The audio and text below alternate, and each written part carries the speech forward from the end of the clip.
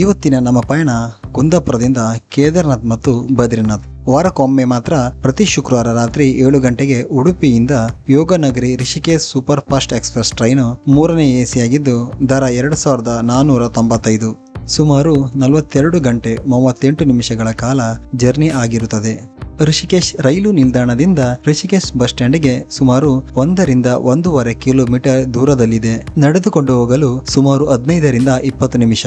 Auto ದರ ಸಾಮಾನ್ಯವಾಗಿ 50 ರಿಂದ 100. ಬೆಳಗಿನ ಜಾವ 4:30 ರಿಂದ 7ರವರೆಗೆ ಹಲವು ಸರಕಾರಿ ಮತ್ತು ಖಾಸಗಿ ಬಸ್ಸುಗಳಿವೆ. ರಿಷಿಕೇಶ್ನಿಂದ ಸೋನ್ಪ್ರಾಯಕ್ಗೆ ಬಸ್ಸಿನ ದರ ಸಾಮಾನ್ಯವಾಗಿ 700 ರಿಂದ 800. ರಿಷಿಕೇಶ್ನಿಂದ ಗೌರಿಕುಂಡದವರೆಗೆ ರಸ್ತೆ ಮಾರ್ಗದ ದೂರ ಸುಮಾರು 210 ರಿಂದ 215 ಕಿಲೋಮೀಟರ್. ಸುಮಾರು 8 ರಿಂದ 10 ಗಂಟೆಗಳ ಸಮಯ ಬೇಕಾಗುತ್ತದೆ. ಇಂದು ನಾವು ರಿಷಿಕೇಶ್ನಿಂದ ಗೌರಿಕುಂಡದವರೆಗೆ ಪವಿತ್ರ ಯಾತ್ರೆಯ ದಾರಿಯನ್ನು ನೋಡೋಣ. ಈಗ ನಾವು ಭಾರತದ 2 ಪವಿತ್ರ ನದಿಗಳಾದ ಭಾಗೀರಥಿ ಮತ್ತು ಅಲಕನಂದ ನದಿಗಳ ಸಂಗಮ ಸ್ಥಳವಾದ ದೇವಪ್ರಾಯದಲ್ಲಿ ಇದ್ದೇವೆ.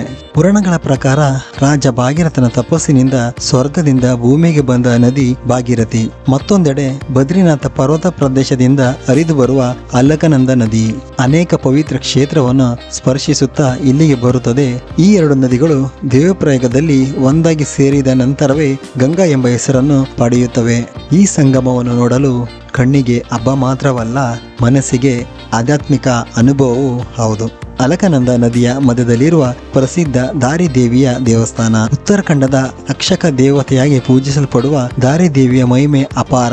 ಇಲ್ಲಿನ ಅತ್ಯಂತ ವಿಶೇಷ ನಂಬಿಕೆ ಎಂದರೆ ದಾರಿದೇವಿಯು ದಿನದಲ್ಲಿ 3 ವಿಭಿನ್ನ ರೂಪಗಳಲ್ಲಿ ಭಕ್ತರಿಗೆ ದರ್ಶನ ನೀಡುತ್ತಾಳೆ. ಬೆಳಗ್ಗೆ ಕನ್ಯಾ ರೂಪದಲ್ಲಿ, ಮಧ್ಯಾಹ್ನ ಯುವತಿಯ ರೂಪದಲ್ಲಿ ಮತ್ತು ಸಂಜೆ ವೃದ್ಧ ಮಾತೆಯ ರೂಪದಲ್ಲಿ ದರ್ಶನ ನೀಡುತ್ತಾಳೆ ಎಂದು ಭಕ್ತರು ನಂಬುತ್ತಾರೆ. ಆದ್ದರಿಂದ ಕೇದಾರ್ನಾಥ್ ಮತ್ತು ಬದ್ರಿನಾಥ್ ಯಾತ್ರೆಗೆ ತೆರಳುವ ಸಾವಿರಾರು ಭಕ್ತರು ಇಲ್ಲಿ ದೇವಿಯ ಆಶೀರ್ವಾದ ಪಡೆದು ತಮ್ಮ ಪವಿತ್ರ ಯಾತ್ರೆಯನ್ನು ಮುಂದುವರಿಸುತ್ತಾರೆ. ನೀವು ಕೂಡ ಈ ಮಾರ್ಗದಲ್ಲಿ ಬಂದರೆ ದಾರಿದೇವಿಯ ದರ್ಶನವನ್ನು ತಪ್ಪದೆ ಪಡೆಯಿರಿ.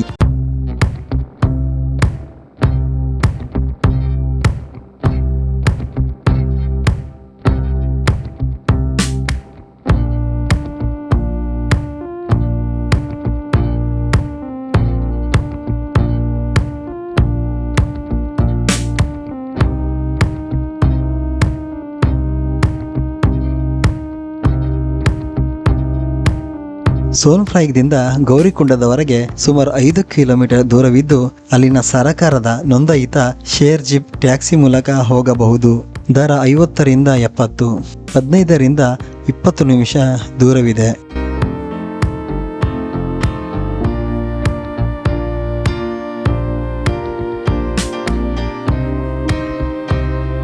ಈಗ ನಾವು ಉತ್ತರಾಖಂಡದ ಅತ್ಯಂತ ಪವಿತ್ರ ಸ್ಥಳಗಳಲ್ಲಿ ಒಂದಾದ ಗೌರಿಕುಂಡದಲ್ಲಿದ್ದೇವೆ. ಕೇದಾರನಾಥ್ ದೇವಾಲಯದ ಪಾದಯಾತ್ರೆ ಇಲ್ಲಿಂದಲೇ ಆರಂಭವಾಗುತ್ತದೆ. ಪುರಾಣಗಳ ಪ್ರಕಾರ ಪಾರ್ವತಿ ದೇವಿ ಶಿವನನ್ನು ಪತಿಯಾಗಿ ಪಡೆಯಲು ಇದೇ ಸ್ಥಳದಲ್ಲಿ ಕಠಿಣ ತಪಸ್ಸು ಮಾಡಿದರು. ಅದಕ್ಕಾಗಿಯೇ ಈ ಸ್ಥಳಕ್ಕೆ ಗೌರಿಕುಂಡ ಎಂಬ ಹೆಸರು ಬಂದಿದೆ. ಗೌರಿಕುಂಡದ ಅತ್ಯಂತ ವಿಶೇಷತೆ ಎಂದರೆ ಇಲ್ಲಿ ನೈಸರ್ಗಿಕ ಬಿಸಿ ನೀರಿನ ಕುಂಡ. ಭೂಮಿಯ ಒಳಭಾಗದಿಂದ ಸ್ವಾಭಾವಿಕವಾಗಿ ಬಿಸಿ ನೀರು ಹೊರಬರುವ ಈ ಕುಂಡವು ಶತಮಾನಗಳಿಂದ ಭಕ್ತರನ್ನು ಆಕರ್ಷಿಸುತ್ತಿದೆ. ಹಿಮಾಲಯದ ತಣ್ಣನೆಯ ವಾತಾವರಣದಲ್ಲಿಯೂ ಈ ನೀರು ಬಿಸಿಯಾಗಿಯೇ ಇರುತ್ತದೆ. ಅನೇಕ ಭಕ್ತರು ಈ ಪವಿತ್ರ ನೀರಿನಲ್ಲಿ ಸ್ನಾನ ಮಾಡಿ ನಂತರ ಕೇದಾರ್ನಾಥ್ ಯಾತ್ರೆಯನ್ನು ಆರಂಭಿಸುತ್ತಾರೆ. ಪಕ್ಕದಲ್ಲಿಯೇ ಹರಿಯುತ್ತಿರುವುದು ಪವಿತ್ರ ಮಂದಾಕಿನಿ ನದಿ. ಹಿಮಾಲಯದ ಹಿಮಗಳಿಂದ ಹುಟ್ಟುವ ಈ ನದಿ ನೀರು ರಮಣೀಯ ದೃಶ್ಯ ಮತ್ತು ಆಧ್ಯಾತ್ಮಿಕ ವಾತಾವರಣಗಳಿಂದ ಪ್ರತಿಯೊಂದು ಯಾತ್ರಿಕನ ಮನಸ್ಸನ್ನು ಸೆಳೆಯುತ್ತದೆ. ಗೌರಿಕುಂಡವು ಕೇವಲ ಒಂದು ಯಾತ್ರಾ ಸ್ಥಳವಲ್ಲ, ಭಕ್ತಿ, ಪ್ರಕೃತಿ ಮತ್ತು ಪುರಾಣಗಳ ಸಂಗಮವಾಗಿದೆ. ನೀವು ಕೇದಾರ್ನಾಥ್ ಯಾತ್ರೆಗೆ ಬಂದರೆ ಈ ಪವಿತ್ರ ಸ್ಥಳದ ದಿವ್ಯ ಅನುಭವವನ್ನು ತಪ್ಪದೆ ಅನುಭವಿಸಿ. ಮುಂದಿನ ವಿಡಿಯೋದಲ್ಲಿ ಗೌರಿಕುಂಡದಿಂದ ಕೇದಾರ್ನಾಥ್ ಯಾತ್ರೆಯ ಬಗ್ಗೆ ಮಾಹಿತಿನ ತಿಳಿಸ್ಕೊಡ್ತೀನಿ.